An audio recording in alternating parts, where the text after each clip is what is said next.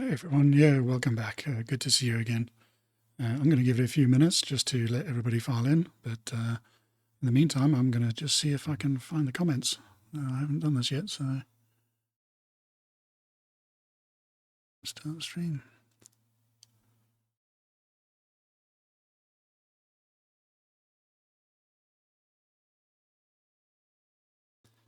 Okay, so that should hopefully be going to Rumble and Locals now, and hopefully X as well.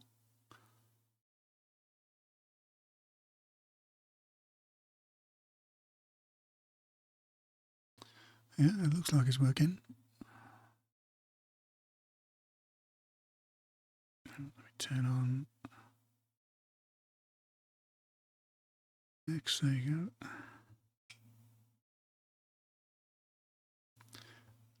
Nice, okay.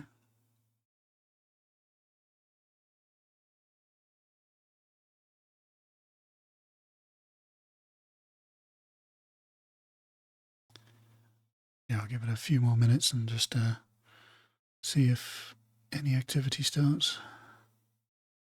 I know Scott Adams would always say there's a bit of a delay, so... but yeah, we're looking good so far. No packet loss, 60 frames a second.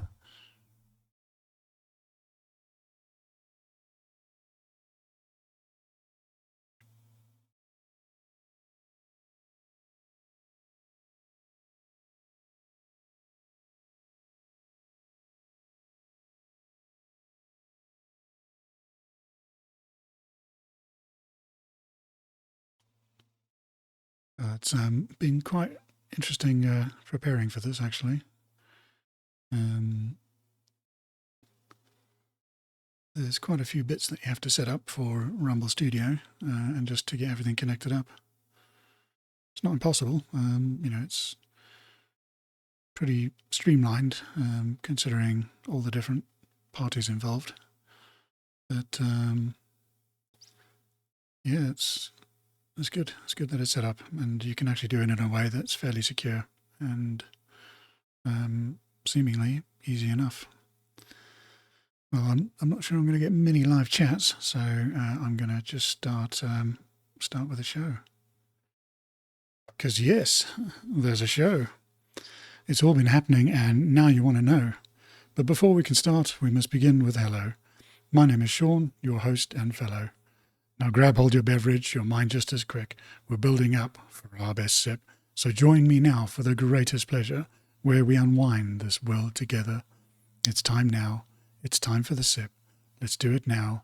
Let's do it quick. Go! Ah, yes. Absolutely wonderful. Well, I need to get to my notes first.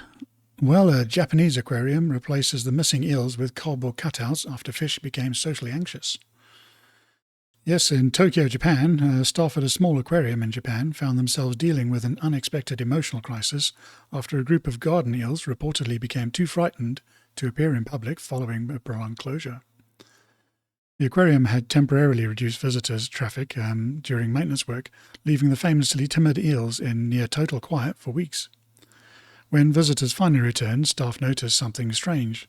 The eels stopped emerging from the sand, feeding behaviour changed, the entire tank appeared empty for hours at a time. According to caretakers, the animals seemed startled by human voices, movements near the glass, and even phone cameras. One employee described the eels as forgetting that people exist. The problem quickly became serious because the garden eels survive by partially emerging from the sand to feed. If frightened, they retreat underground and remain hidden. Aquarium staff reportedly attempted multiple solutions, including speaking softly near the tanks, gradual reintroduction to crowds, limited sudden movements, and encouraging visitors to wave gently instead of tapping the glass. Then came the most absurd part. To help the eels remember humans, employees placed cardboard cutouts of faces near the aquarium during quiet hours. Photos released by the aquarium showed that there were rows of smiling paper faces, staff members holding photographs towards the tank, and tiny eels cautiously peeking upwards from the sand.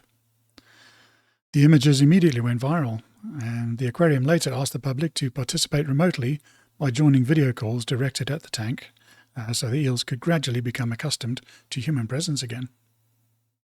Surprisingly, staff said the strategy appeared to work, and over time, more eels began to emerge.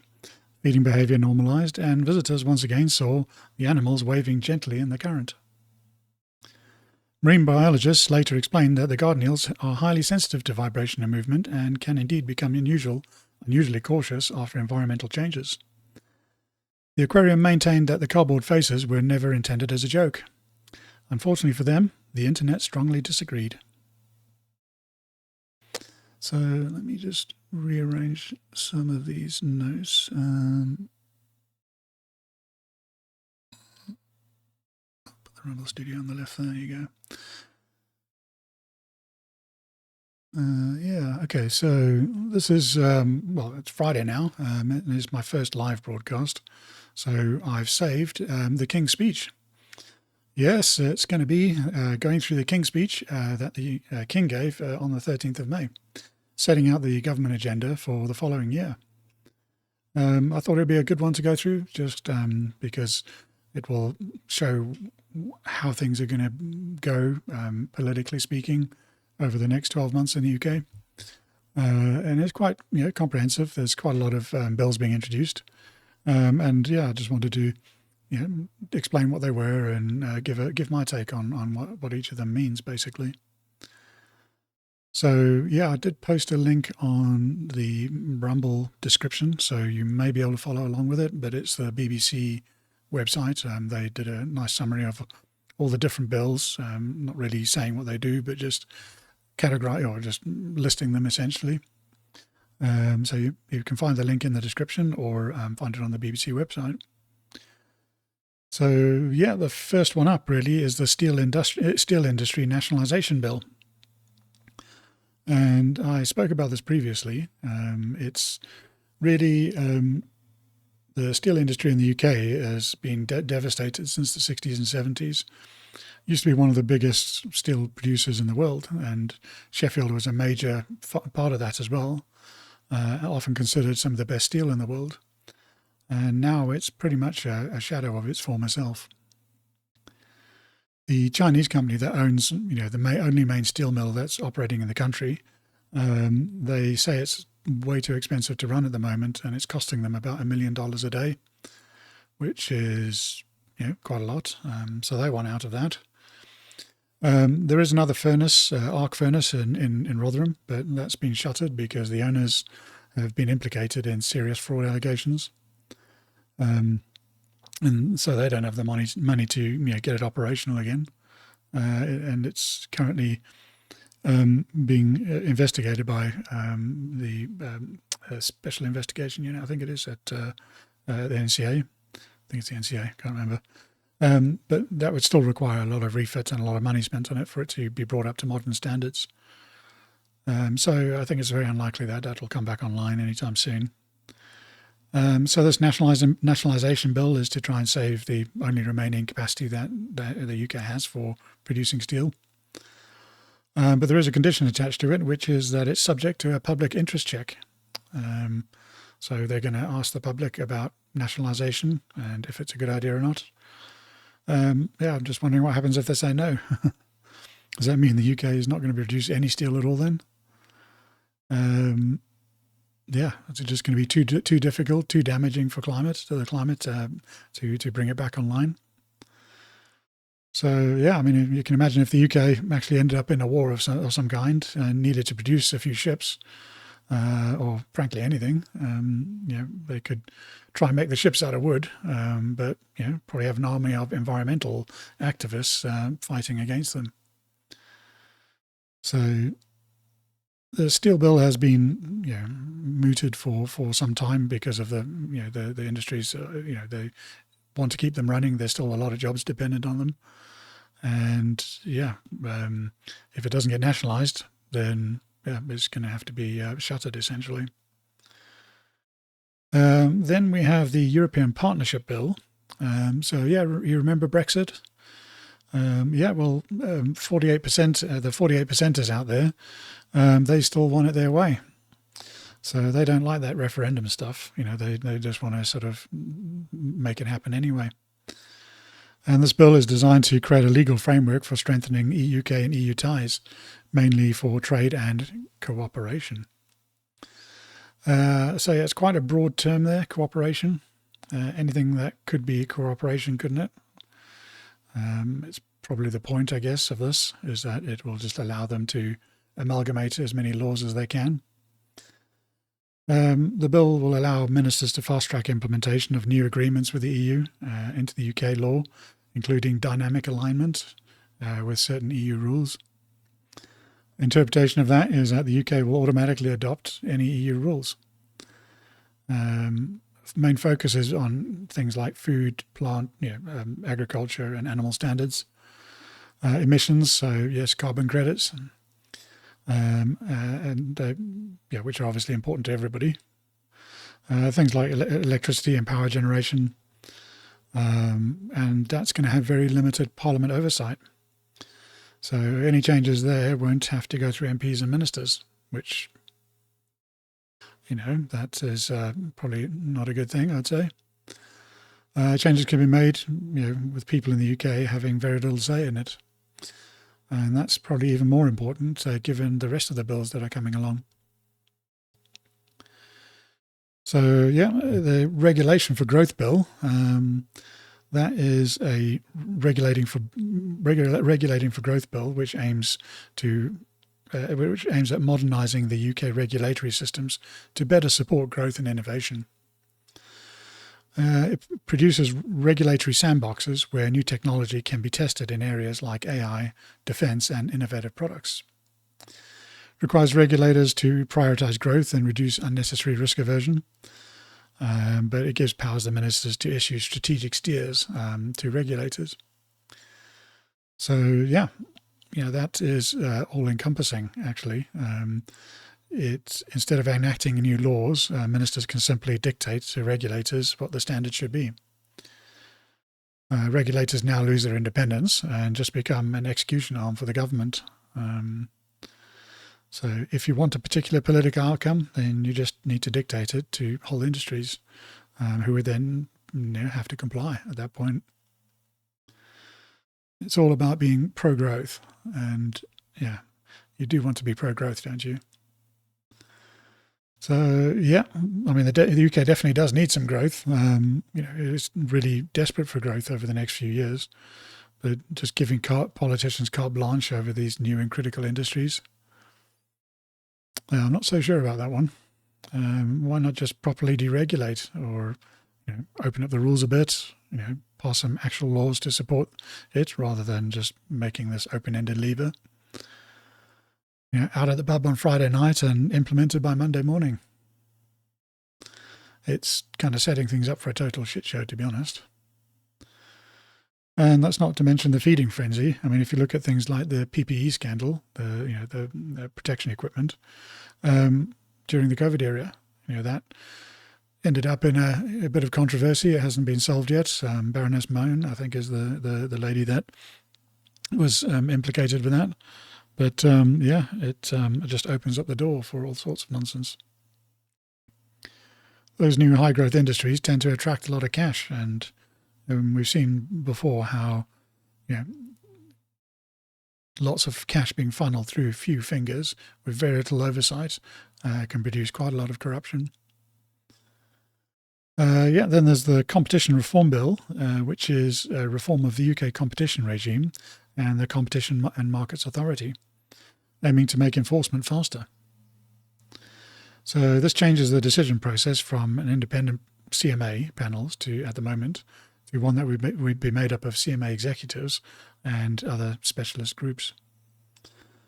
That brings together competition decisions much closer to the politically connected leadership, and it's kind of tied to strategic tiers from the regulation bill. If you remember the Microsoft Activision Blizzard merger that took place back in 2023, that was held up by the UK. I think it was raised over concerns with cloud gaming. That really bad, difficult problem that we've got to solve. And then after that debacle, the CMA lost a lot of its teeth and reportedly blocked 0 deals in 2025. So, yeah, they've become less useful. Now, yeah, those reasons will have to align with strategic steers given by ministers. So, what could go wrong? Small business protections, late payments bill was next. And, this seems like a decent bill, essentially forcing larger businesses to pay smaller suppliers on time. Nothing more damaging to a small business than having to carry a huge bill for longer than you should. So yeah, having a way to force money so people can pay salaries and rent seems like a good initiative. Then we move on to the Commonhold and Leasehold Reform Bill. So in the UK, property is typically sold as either freehold or leasehold. And freehold is the same principle as anywhere else. You own the land and you own the property on top of it. Leasehold means that the land is owned by one entity and the buildings on top of it are often owned by another entity. And sometimes a building like an apartment block can be subdivided into many, large number of smaller leaseholds, which are all then sold on to people so they can go live in. If you own the land, though, then typically those people in the buildings will have to pay you, ground rent as permission to stay on the land. That ground rent typically starts out small, but then can double, can cost over X number of years. Some places it's often 25, but it has can be down to 15 years or 10 years, depending on what's in the contract. It means that if you are a leasee, that you'll never really own the property. In fact, there's usually a maximum term that you can hold the lease for, which means that at some point in time you'll have to actually give the property back to the freeholder, which kind of sucks because the pricing is generally not far off what you'd have paid for a freehold if it were available. So yeah, leasehold just gives you the legal right to use that building or that property according to the lease terms, whether that's to work there or to live there until the remaining term of the lease expires. So yeah, this bill will introduce a ban on new leasehold flats, so no new leaseholds going forward. It would add ground rent caps of £250 a year, and then introduce what's called a peppercorn rent after 40 years, which is a very nominal charge. It'll also abolish forfeiture. So if freeholders at the moment have the power to seize your flat if they find that you're not in compliance with something. And in breach of the rules, they can start a legal process to actually take that from you. And it also makes it easier to convert blocks into common hold. So if you are an existing leaseholder, you can now, or you should be able to, move it to a common hold structure instead. At the moment, if enough leaseholders get together, I think it's more than 50%, they can apply and go through a process where they can start to acquire the common hold. It is quite cumbersome and lengthy at the moment, so this will hopefully speed that up a little bit more, make it a bit easier. So yeah, they can. So the process is quite burdensome at the moment. Quick sip. Let's take a quick break.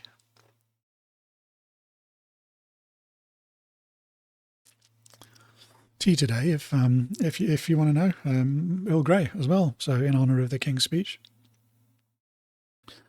So yeah, overall these changes are really good for regular people. The main issue is that this law change has very nearly happened in several times already. So never quite made it past the discussion phase. There's a few too many rich people who own the buildings, people connected with politicians.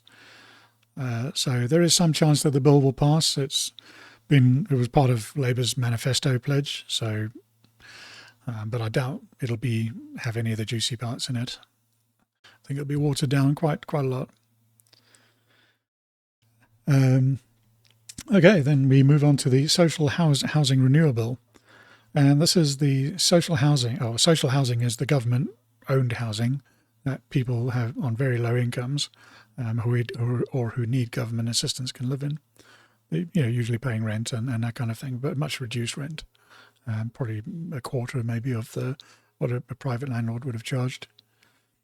So yeah, the bill introduces right to buy reforms, and the right to buy is a scheme where if you are a social tenant and you've been living in the house for 3 years, then you've got a right to buy it, often at a very massive discount, and sometimes even with some help to get the deposits and things to get you started. And that was largely considered a good thing because it gave people some security to own their own homes. And the main problem that it had is that it had a huge amount of the government had a huge amount of housing stock, and that's now been lost because the scheme was so successful. So when single mothers now can't find houses, it's because large amounts of those houses have now been sold. So there's just nowhere for them to go at the moment. There've been nearly 2.5 million properties sold so far, and I mean in a nation where it's about 70 million people that live here at the moment. So you could, I'm not sure how many households that is. It's probably like 40 million households. So there's a good chunk of social housing that's gone from that. It was sitting at about 30% of all housing back in the 60s and 70s, and now it's at 6%, which is quite a big drop.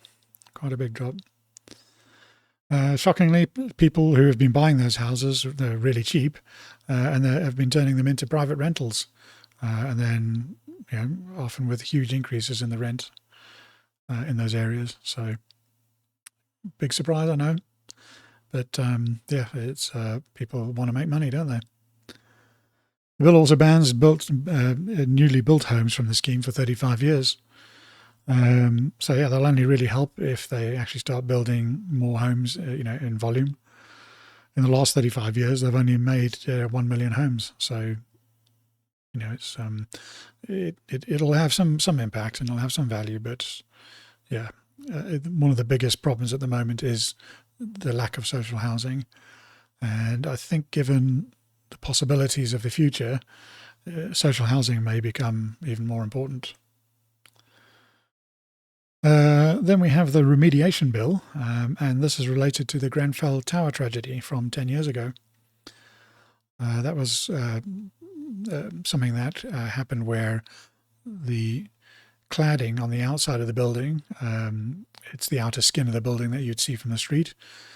Some of the cladding wasn't manufactured to specification, and the cladding in Grenfell caught fire one day. And the paper sheet or the plastic sheet that was in between them, that was providing a waterproof barrier, actually caught fire and started to transmit that fire vertically to the panels above, and basically just caused the fire to spread incredibly quickly through the building. It was really harrowing. There was a lot of people that lost their lives, literally just getting burnt to death in this building. And this is now part of the response to that. It did have an issue where it massively increased the cost of apartments the cost to apartment owners overnight. Reports of bills reaching like tens of thousands of pounds just dropping on people because if you were not immediately able to get the building rectified, then you were required to, which would require you to scaffold the building, pull the cladding off and replace it with new cladding. You'd have to find a construction company that was willing to do that as well. And that money's got to come from somewhere. The government did have a program where they were covering some of those costs, and that was very good. And I think it has helped a lot of buildings out there. But if you weren't able to address it immediately, then you had to put in other changes like retrofitting sprinklers or actually paying people to just stay there overnight. And now bear in mind, there's no none of these buildings are set up to have someone staying there and as a guard or anything like that. So people would just hang around in the corridors and just in case there was a fire. Which obviously it's it's a good idea to try and make sure that things are safe, but there is the cost benefit of there that I don't think was really considered very well. you can see that there's not been another case of it since in the last 10 years, and there wasn't a case of it before that. So it was quite a reaction, possibly an overreaction to what happened, because it now affected a huge number of regular people, made a lot of people bankrupt, and would have caused a lot of problems. But yeah, it also really depended on if you could find a construction company to do that. And the construction companies have done really well. They obviously have now become in massive demand to go and rectify these buildings. And there's only so many of them that can help. All those buildings were put up over a number of years, and now you've got to suddenly go and retrofit every single one of them, not also including having to do all the fire inspections and things that you need to do to verify if the building is indeed safe or not. So the bill imposes stricter deadlines on fixing those buildings that are still not compliant. Again, that's good for the limited number of construction companies out there that can do that. But it's also good that those buildings are going to get more priority to get sorted. It doesn't help that really puts the onus on the owners then to fund that, because that money's, it may come from the government. It has in some cases, but it may not be. And that could mean that there's going to be a lot more people going bankrupt. So the government is trying to reclaim some of those costs from the product manufacturers, but I think they'll probably keep some of that money because they have sponsored compensation on their own. So we'll see. Yeah, it's a bit of a mixed bag, that one, I think. But ultimately, it should result in better quality buildings. So I'd have to give it a slight nudge in the positive there.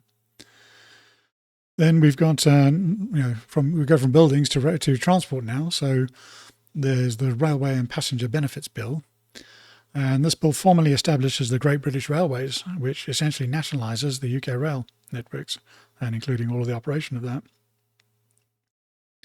And that's probably all there's really to say about it. Everything gets unified under one government umbrella. So 33 years after privatising the rail networks, they decide now that's a bad idea. Interestingly, in 1948 was when the rail networks were last nationalised. So perhaps in another 30 years we'll be talking about making it all private again because of how bad a job the government is doing. Then we've got a smaller bill, the Taxi and Private Hired Vehicle Bill. That's just really about registering taxis and vehicles and private hire companies. Then we've got the Highway Financing Bill. This one's quite interesting. And this is about changing the funding model for building new roads to be more private.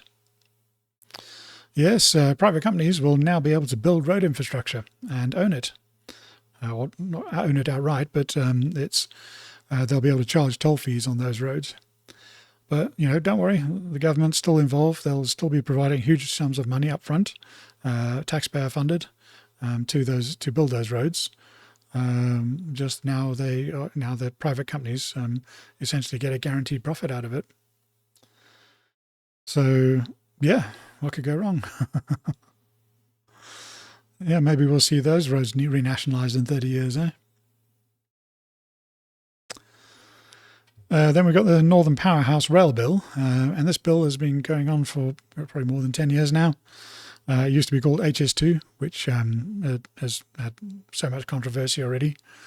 It's just about extending the rail network further north and improving the services around Manchester and Manchester Airport. But yeah, it's something that's just been constantly in the news and constantly changing for a long, long time now. So we'll have to see about that one, but I do have my doubts. Then there's a Civil Aviation Bill that just creates some new powers for takeoff and landing slots, looking to support airport expansions. The Police Reform Bill now, which creates a new National Police Service, which absorbs the National Crime Agency and counter-terrorism. And those are the agencies responsible for the biggest crimes. Probably not a bad thing that they're working together and being more collaborative. But it also does reduce the number of local forces. So in the UK, there are about 43 defined regional forces that sort of manage all of the localised forces. and 43 is not that many across the whole country. But so they're looking to shrink that down, obviously trying to make cost savings and centralising control. And that removes the roles of police and crime commissioner as well, who are essentially community liaisons. If people feel particularly aggrieved about some police conduct or a case, they can go and complain to the commissioners, or then go and investigate themselves and say some words, but they largely don't have a lot of power. So that's sort of being trimmed down, which is probably a good thing. I think it's supposed to be going to the mayors, they said, which are a bit odd, but that it'll still be regional. People will still be able to complain locally, but I'm not sure what powers the mayors will have over that, and probably the same as the commissioners, really. Then we have the Court Modernisation Bill, and that is introducing major reforms for the criminal justice system. And the main part there is that it adds a major restriction on jury trials in Crown courts. So it removes defendants' rights to automatic jury for many offences. And that creates a new Crown Court bench division where judges alone will decide on many cases. So, it'll kind of depend on the day which judge you get, and now which will also increase the amount of political interference that could possibly happen, possibly even corruption. So that'll be a difficult and strange one to see, I think. No doubt we're going to see plenty of cases going awry with that one. It also increases sentencing powers for smaller courts, so less cases can be pushed up to the Crown. And it ends automatic rights of appeal at magistrates' courts as well. So you may not be able to take it up to Crown courts if you don't like what the judgment is. It also introduces new technology, including AI for case management, which will be good for some cases because some of these things are still done by paper. But modernising the court systems is probably long overdue. So I think that's a positive on that side. I don't think they're talking about using AI to determine cases yet, but certainly to process them and try and manage them. I think it's probably some sense in some cases where it'll be very valuable, but you're obviously still going to have the problem with the hallucinations at that point. So I think it's time for me to get a drink of water.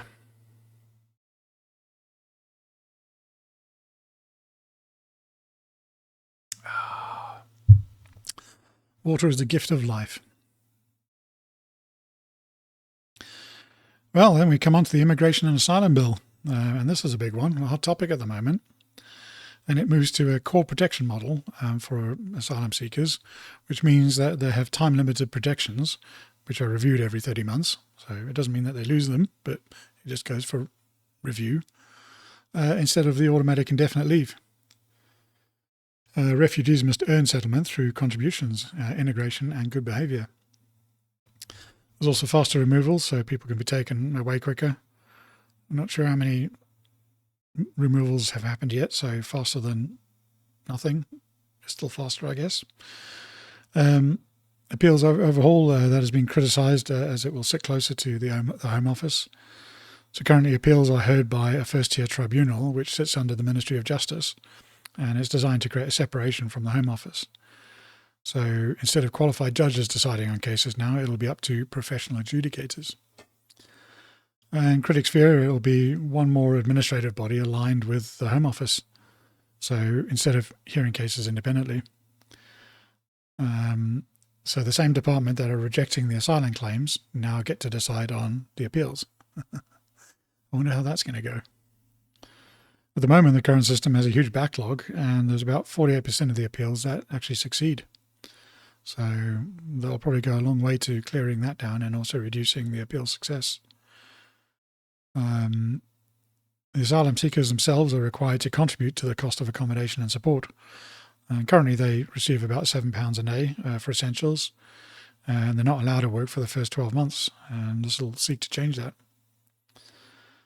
You've probably seen the stories about asylum seekers living in hotels and eating, hotel food and all that kind of stuff.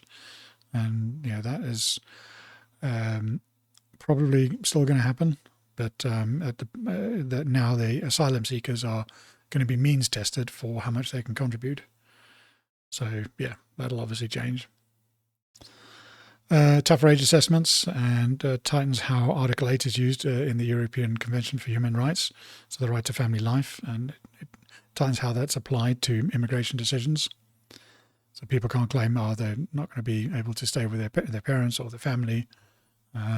It should clear that, close that loophole a little bit, but generally stronger enforcement overall is the bottom line, or the message that is being said. Overall, this seems to be moving in the right direction.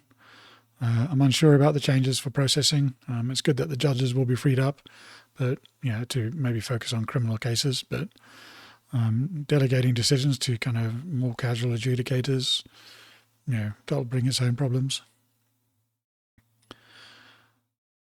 Then we have the NHS Modernisation Bill, and this is a major restructuring of how the NHS will be run.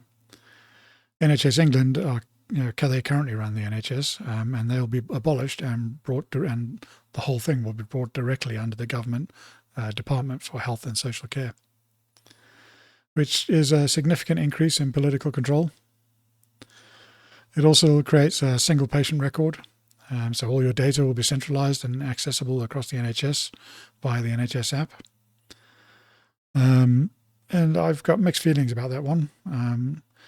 No doubt they'll create issues for data control and data privacy, but if all the NHS systems had already been linked together, then there's a chance that my mum might have still been alive today. But that's only speculation, of course. Hopefully it will go to better, it'll go better than the previous modernisation efforts. And there's a particular NHS IT scandal where taxpayers spent over £1 billion on modernising the NHS. And the whole project fell apart after a few years. So, £1 billion well spent. Bottom line is that all of your healthcare, all of your health data is now going to be under direct government control. Then we have the Conversion Practices Bill. And this seeks to introduce a ban on conversion therapy, which looks to define conversion therapy as an abuse and aims to criminalise efforts to cure or suppress LGBT identities. This is the fifth time the UK government has tried to introduce it since 2018. So this may essentially ban anyone from even being critical about LGBTs, given that any negative or critical conversation could be claimed to be a conversion. And considering the amount of mental health issues among this particular group and the wild claims that sometimes circulate already, it seems like it can only have a negative impact on free speech on the topic. They are saying there's provisions in there and all that kind of thing, but it's very easy for these things to get abused. I just need another drink of water.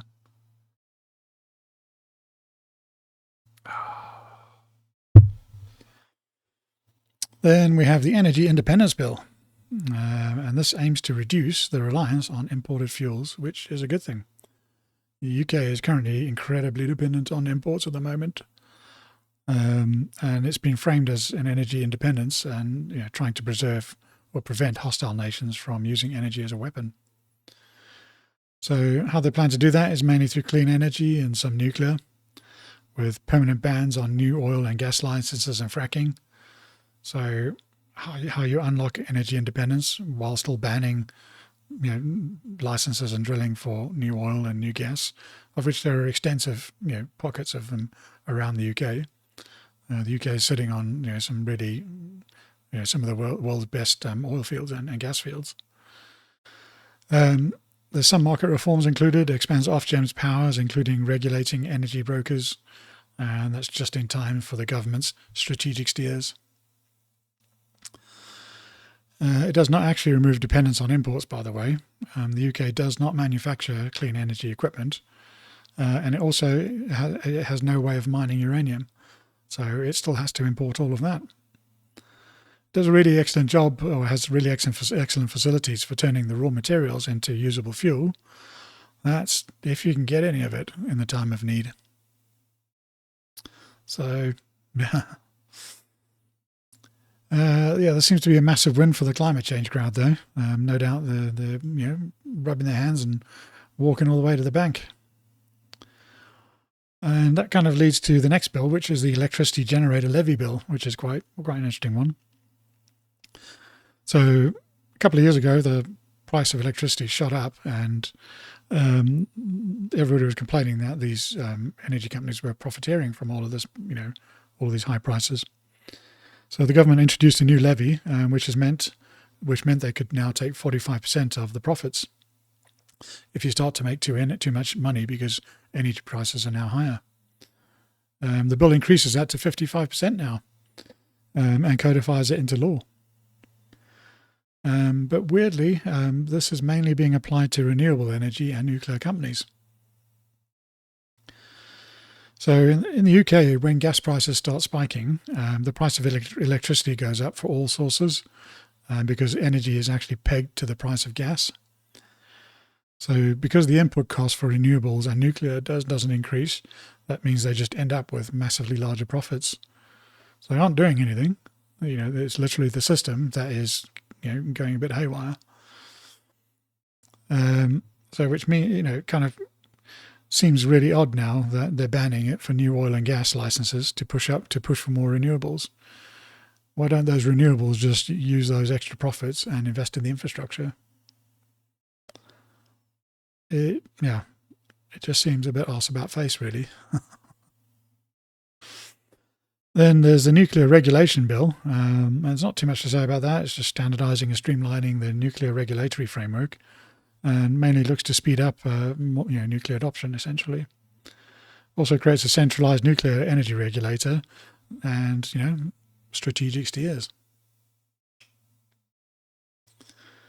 Then we've got the Clean Water Bill, and that just creates a single integrated water regulator, merging several departments under Ofwat.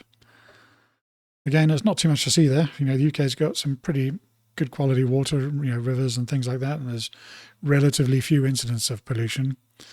Just sometimes ongoing sewage spills or dispersions, they call them. But it's largely pretty decent. Really, nature in the UK is just fantastic. Looks generally fantastically well looked after. So this is more about centralising that control. Strategic steers. Then we've got the Tackling State Threats Bill, and this introduces new prescription-style powers, allowing the Home Secretary to ban foreign state-linked organisations.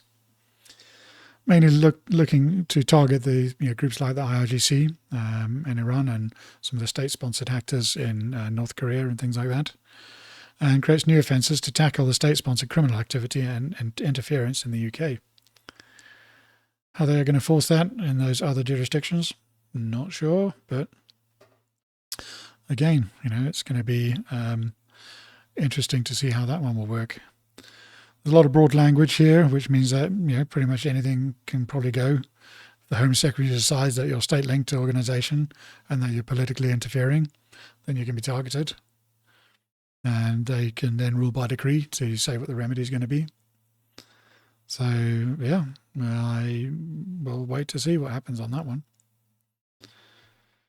Then we have the Armed Forces Bill, and this is a constitutional necessity bill, constitutional necessity bill that renews the legal basis for maintaining the UK's armed forces.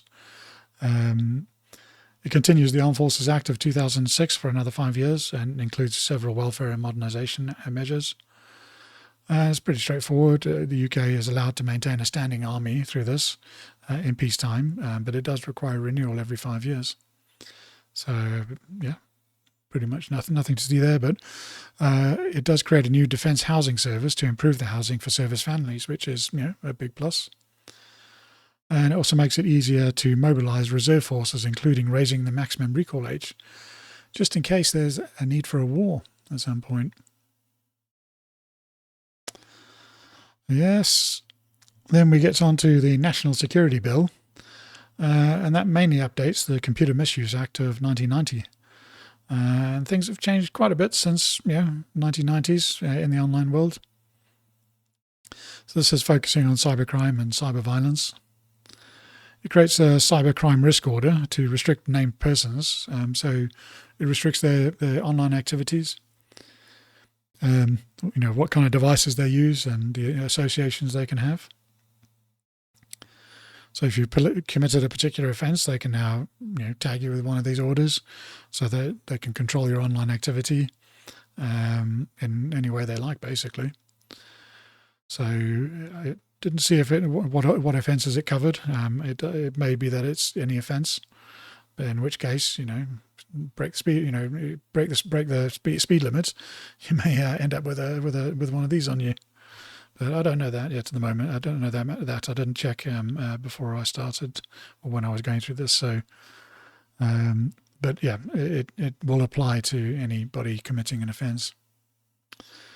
The claim is that it is for the most serious offences, but we've seen plenty of evidence where online speech policing in the last couple of years has tried to restrict people from saying what they want, and this now just formalises a lot of that. There are also broader search powers. So if police suspect you or suspect someone that's near you, and that you may be hiding evidence for the other person, then they have a right to go and search you now, which means guilt by association. That's going to be useful, isn't it? And expands the powers of law enforcement to access online accounts, including stored data, social media, messaging, cloud storage, and during investigations. It also criminalizes harmful content for creating or sharing material that glorifies, trivializes, or normalizes serious violence. So this is a direct response to the Southport attacks. So that was when a Welshman murdered 3 young girls in Liverpool. People were pretty outraged at the information vacuum at the time for this Welshman, and they accused the police of two-tier policing through that. So this could now be seen as trivializing the violence itself. If you get angry about it and start telling others about it and they get angry about it, then you could be breaking the law, which is kind of scary, kind of a little damper on free speech there. Then we've got the Northern Ireland Troubles Bill, and this is an attempt to deal with unsolved issues from the Troubles, which happened a long time ago now. Establishes a reformed legacy commission with powers to investigate and find fact-find for families. Also introduces protections for veterans, and this generally seems positive. So many of these things get left or kicked down. The can gets kicked down the road, and this now hopefully will bring that to the fore, and hopefully bring some closure to those families. Slip in my tea.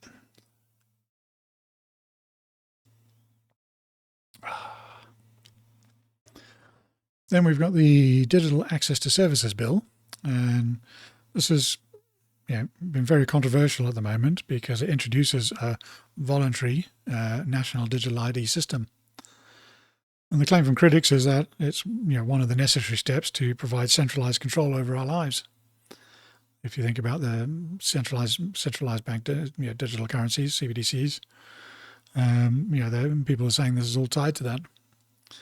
It's digital, so it can be held on your smartphone, and it's got your personal details embedded in it, like your name, date of birth, nationality, biometrics, the facial image itself. And it's aiming to replace the physical documents like passports and driving license. Initially, the use is going to include the digital right to work check. So your voluntary system means that you won't be able to find a job if you don't sign up. It's definitely voluntary, if you want to be able to live like a normal human being. So, I mean, I'm used to having a national ID because one has existed in South Africa for a really long time.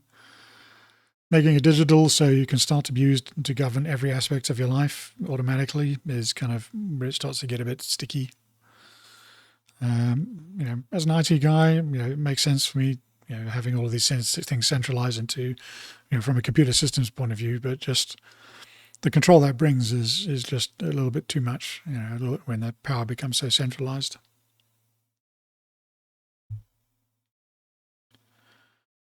And then we have the Cybersecurity and Resilience Bill, which introduces faster reporting, higher fines, improves supply chain resilience, which is all pretty standard stuff, but also gives the government more powers to directly regulate entities, explicitly being able to state the actions that need to be taken immediately.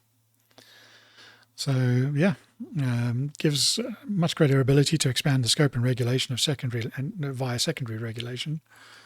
And secondary regulation is where the government can just make new laws off the back of the primary legislation without it needing to go through Parliament, that pesky Parliament, that approves laws for people on the ground. That also brings managed service providers and data centers and critical digital suppliers into regulation for the first time. So remember those strategic steers. Then there's the Representation of the People Bill, which is major electoral reform bill. So now you can vote at 16. And that really would have only gone one way. I can see why Labour really wanted this, in the past at least. But no one really likes Labour now. So that may come back to bite them. It also includes automatic voter registration and expands the list of acceptable forms of voter ID. So you only even need a bank card now, and with somebody's name on it, and you can go vote. Also targeting political finance changes, so tougher rules on foreign donations, tighter controls on dark money and front companies, and that seems positive. Digital campaigning rules over who can pay for online content and candidate protections. So yeah, I'd say largely seems positive. The voting age being probably the main issue that people have there. Then we've got the Public Office and Accountability Bill, which is otherwise known as the Hillsborough Law. There have been quite a few other scandals where the government officials have been slow to respond or try and hide the truth. And this bill now forces them to provide a duty of candour and assistance. Public bodies and officials must act with candour, transparency and frankness. They have to proactively give the information rather than be asked for it. And that creates a new criminal offence of failing to comply with the duty of candour and misleading the public. That seems generally positive all around. It will likely massively increase bureaucracy, as officials will try to put as many layers between them and the truth as possible. So yeah, consultants for the win. Then there's a removal of peerages bill, and that gives the government more powers to remove peers from the House of Lords more easily. And Lords can be stripped of title even when they resign or are expelled. At the moment, they can still call themselves a Lord even if they're booted out. So yeah, House of Lords reform has been going on for quite some time now. There's been speaking about it. And there's at one point talking about abolishing them. So this still seems like a reasonable middle ground to sort of keep them in play, because they have done a lot to push back on some of the government bills that have come through, in a more pro-public way. But yeah, it doesn't mean that they're all perfect, and having some way of removing some of them is definitely a big plus. Then there's the Sovereign Grant Bill, which is just allowing the government to reduce the funding for the King and for his official duties after the renovation of the Buckingham Palace is completed. Then there's the Education for All Bill, and the main aim of that is to improve the education for disabled and special needs kids. Every mainstream school will need to be able to include STEM kids, which is special education and needs and disabilities kids with support. And yeah, so I'm not sure about forcing regular schools to be able to accommodate SEND kids. Often, SEND kids do need very specialised help and specialised support, and that loading that onto those schools just seems like it's going to complicate things a lot more. But we'll see. There's the ticket tout ban bill, which is aims to stop the ticket touts. So those are the people basically buying tickets for cheap, when they go on sale, and then try and resell them for, 1,000, 10,000, however much they can get for them. So that will force it so that you're only allowed to resell those tickets at face value, which should remove the market entirely, assuming it can be enforceable. So yeah, I'm not sure how successful that will be, but that's a good positive step. There's a sporting events bill, which is just about streamlining large sporting events and controlling things like touting and commercial rights and things like that. And there's the overnight visitor levy bill, which will allow mayors to raise tourist taxes for tourists only staying, for one night in towns. It gives the mayors that extra power. And that means the revenue raised must be spent locally for improving the tourist facilities around. And that kind of brings us to the end of those all those bills. There are a few not mentioned though, so things like selling the Chagos Islands to Mauritius. It looks like it's been shelved due to the opposition from President Trump. Welfare reform, so social care system hasn't really seen any changes this time around, which no major surprise because Labour are very pro welfare. And also the legalised assisted dying bill, which would allow you to self-euthanate if you needed to. I'm a bit mixed on that one myself. I think there are some people that do suffer a huge amount from very difficult things, very difficult diseases.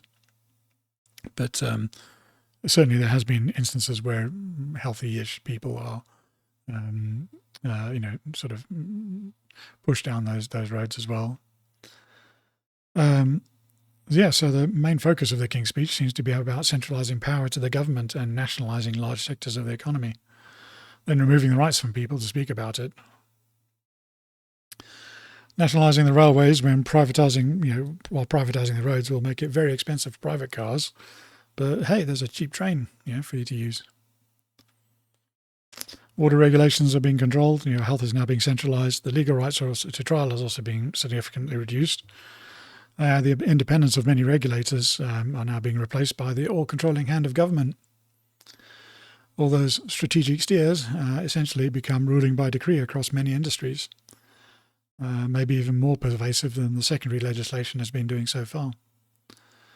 So, all I can say to that is, steers my dears.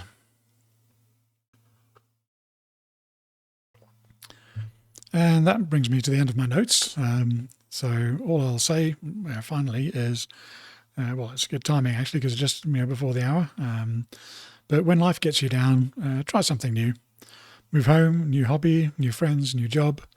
Often becomes too much routine that gets you into those ruts. And with that, I will say, I'll wish you well and say, see you later. Cheers.